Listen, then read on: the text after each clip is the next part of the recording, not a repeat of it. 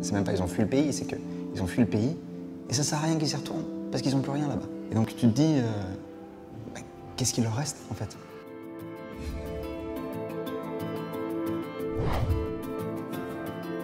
Salut à tous, c'est Cyrus North. Je suis actuellement au Liban, plus précisément à l'est, à la frontière avec la Syrie qui se trouve derrière ces montagnes.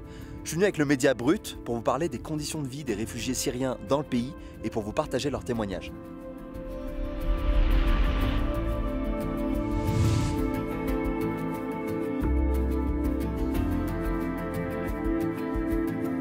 Le Liban est un pays du Proche-Orient qui compte approximativement 4,5 millions d'habitants. À cela, il faut ajouter environ 1,5 million de réfugiés syriens qui, depuis 2011, fuient la guerre dans leur pays. Au Liban, c'est donc une personne sur 4 qui est réfugiée.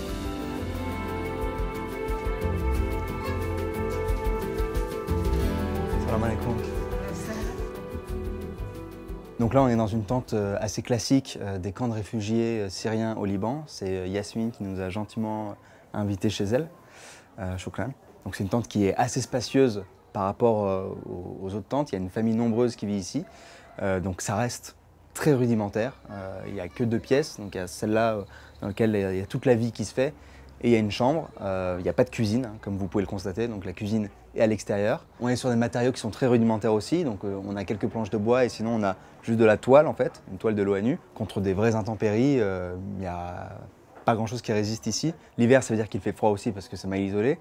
Demain, si il y a des pluies torrentielles qui viennent, voilà, on est à même le sol, forcément ça va être inondé. Il y a beaucoup de familles syriennes au Liban qui vivent dans ce type de logement.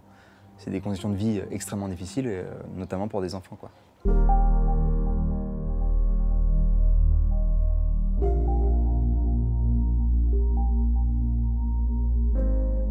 Pour bien comprendre l'exode des Syriens au Liban, il faut remonter jusqu'en 2011. Ça fait alors 10 ans que Bachar el-Assad est au pouvoir et la situation dans le pays, notamment d'un point de vue économique et en matière de liberté publique, ne s'est pas améliorée. À ce moment-là, plus de la moitié de la population syrienne a moins de 25 ans et 1/3 des jeunes sont au chômage, malgré le niveau d'éducation assez élevé dans le pays. En écho au printemps arabe, la population manifeste alors pour demander plus de démocratie et plus de droits. Mais la répression du régime est extrêmement violente. Arrestations, emprisonnements, torture, tirs à balles réelles sur les manifestants. Le pays sombre peu à peu dans le chaos et la guerre civile.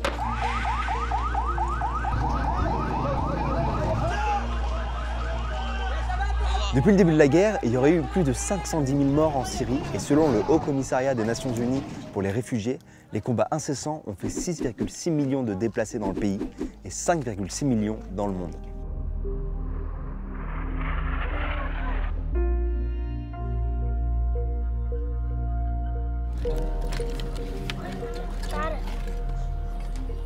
Apparemment, il y a des enfants qui ont préparé des petits jouets à nous montrer. Donc on va voir ça tout de suite. Salam alaikum. Alors dites-moi, vous faites quoi ici exactement? Qu'est-ce que vous fabriquez? عم نعمل سيارات، شوفها مفصلة مفصل مثله بس غير شكل. نعمل مثل هاي إنه غير، بنعمل مروحة مثل هاي. فرجينا المروحة. شغلها. هلا عن شغلتها. تلزيق، بنلزقهم على بعضهم. بنمدد له شرطان وهذا المحرك بيقربها وبيرجع. مولد كهرباء. Comment tu soudes les deux là, le plastique? تلزيق، عندنا تلزيق. أنا بحب أخترع وهيك لأن عندي كل شيء. في منه معدي عدة مثلا للأخترع. أيوه هيك.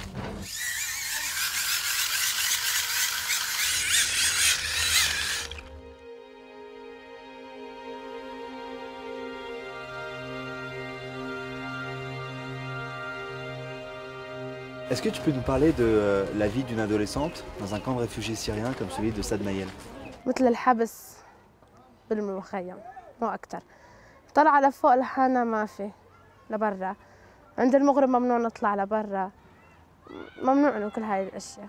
هلا أمي بتسرح شوية علي، ما بتعمل ضغوطات كتير. بالبيت خالتي عادي عندنا بالمخيم زيارات لعند خالتي مو أكتر بس. Et tu veux faire quoi plus tard? أصير أفتح محل كوافيرة ومكياج ميك أب وسافر على بلاد برا. هذا حلمي الكبير، نطلع على بلاد برا وأمن مستقبلي أنا وأهلي ومنه بطلع من هالحبس اللي عايشينه بالمخيم. Shukran, j'espère que tes rêves vont se réaliser et que tu vas sortir du camp et que tu vas trouver un job dans le make-up, maquillage, coiffure. C'est vraiment tout ce que je te souhaite.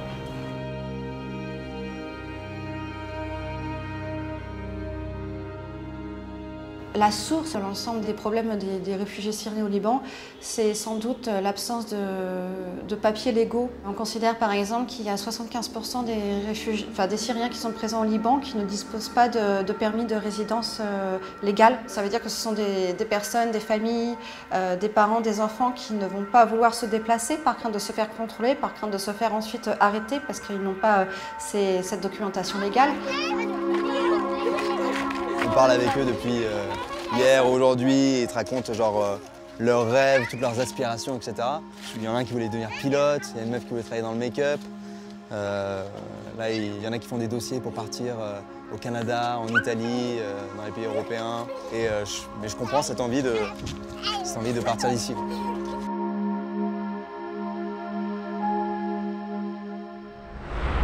Comme vous avez pu le voir, les réfugiés syriens vivent dans des conditions extrêmement difficiles et ils ont parfois vécu de vrais traumatismes. Là, on est à Beyrouth, la capitale du Liban. On va dans l'hôpital public le plus grand du pays pour rencontrer d'autres réfugiés syriens qui bénéficient d'une aide en santé mentale.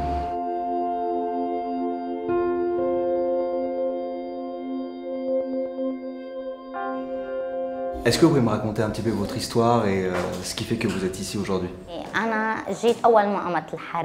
جيت لهون بال 2011 بشهر التاسع. كان عندي أحمد وكنت حامل بأحمد وعندي حسن وحلا. بلش ضرب رصاص فأجت الرصاصة فوق أولادي فمن خوفي على الأولاد حملت حالي وفليت لهون وعلى أساس إنه الوضع سنة سنتين يروق ومرق وعلى أساس إنه نرجع وما قدرنا نرجع ولهلا يعني إنه بلدنا ما منيح وبيتي بالقصف راح وأمي توفت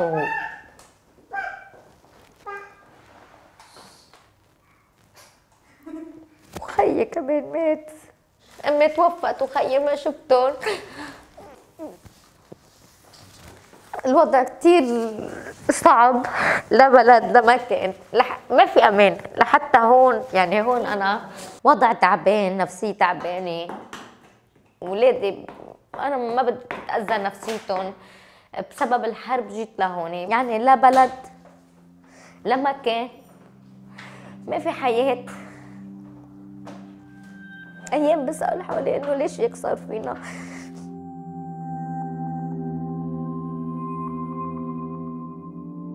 Il y a maintenant 8 ans, tu vois, ils ont perdu leur maison. En fait, tu vois, c'est même pas ils ont fui le pays, c'est qu'ils ont fui le pays et ça sert à rien qu'ils y retournent parce qu'ils n'ont plus rien là-bas. Et donc tu te dis, qu'est-ce qu'il leur reste en fait, tu vois. Et ça, quand elle te le raconte, avec ses enfants à côté qui jouent et tout, qui se marrent, et entre deux larmes, t'as un sourire pour ses enfants, c'est hyper fort, tu vois, c'est hyper triste. Le fait de mettre des visages dessus, d'avoir quelqu'un face à toi qui te raconte ça et qui, genre, enfin, sa vie, elle a vécu des choses extrêmement difficiles. Il y a une dimension empathique et il y a aussi une autre dimension qui est que le déni n'est plus possible. C'est-à-dire que quand la personne te raconte son histoire, bon, bah, c'est pas au JT de France 2 entre deux, je sais pas quoi, enfin, tu vois, c'est juste avant un match de foot, quoi. Non, c'est l'histoire d'un semblable.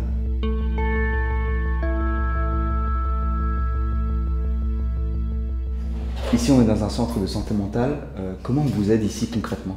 أنا ما بعرف إنه في علاج نفسي من الأساس. هلا لما ابني دخل المشفى هون بالحريري عملت له عملية للرواية وتعب معي كثير. أنا كانت هون نفسيتي بالأرض. أنا طلعت لعندها عم بشرح لها إنه وضعنا وهيك وعم بحكي. وعندي أنا بنتي هيدي كثير يعني كثير عانيت معها.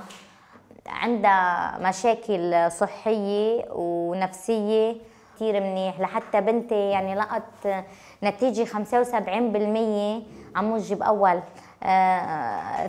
تعافت يعني كثير منيح.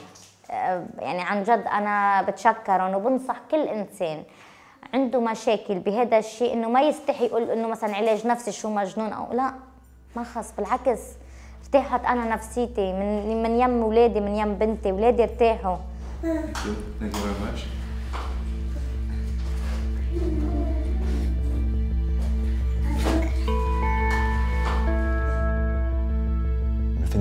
tout ça, c'est hyper courageux, c'est hyper fort. Donc il y a ça qui m'impressionne. Et ce qui m'impressionne aussi, c'est voilà, cette force où elle est capable de t'expliquer comment elle a perdu sa mère et comment elle a fui son chez-soi pour sauver ses enfants et tout. Et en même temps, voilà, il y a ces 4 gamins à côté, il y a sa petite fille de 11 mois qui court partout. Elle est là, elle la chope, elle est calme. Waouh! Quelle maîtrise, quelle force, c'est admirable, quoi. On se rend compte que voilà, les problèmes psychologiques sont extrêmement graves, on en parle très peu, alors que potentiellement, ça concerne des dizaines de milliers de réfugiés qui ont vécu des traumatismes.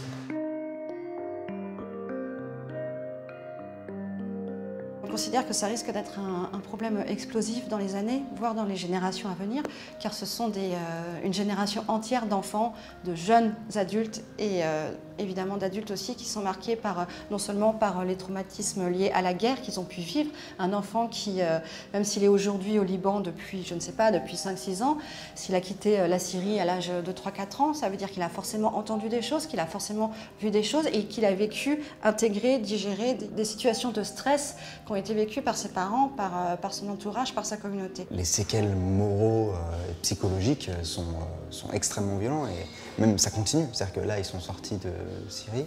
Elle racontait que, en gros, il y avait une discrimination et que ses enfants subissaient la discrimination dans le quartier, à l'école, etc. C'est hyper important que ces enfants-là soient suivis et que ce soit pas, elle le disait elle-même, ce soit pas un tabou et que ce soit pas un problème de venir discuter de ça avec des spécialistes. Et un jour, justement, si la Syrie arrive à se reconstruire, il est important qu'effectivement les générations de Syriens qui vont revenir, qui vont naître, soient protégées dans ces problématiques de santé mentale quand elles existent ou quand elles sont prêtes à se déclarer.